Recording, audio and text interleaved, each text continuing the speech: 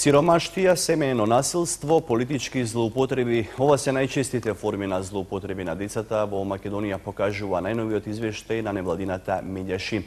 Само 4 малолетници во изминатите 6 месеци се охрабриле да пријават злоупотреба.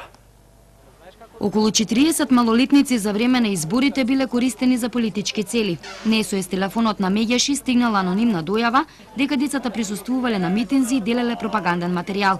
Но ова не е единствената злоупотреба што ја трпеле децата, стои во полугодишниот извештај на оваа невладина организација. Главни проблеми се сиромаштијата и насилството и економската криза во многу ја влоши состојбата со злоупотреба на децата, нивните права и насилство не само во семејството, туку во училиштето и во околината децата каде што престојуваат, живеат и другаруваат.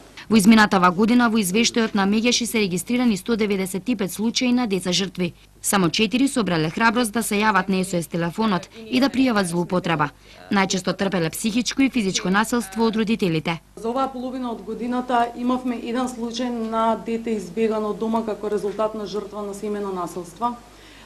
Благодарение на нашите напори и благодарение на координацијата со Центарот за социјална работа, тоа дете беше соодветно згрижено. Во европски рамки со економската криза се зголеми насилството врз децата, покажува извештајот на глобалната мрежа на СОС телефони.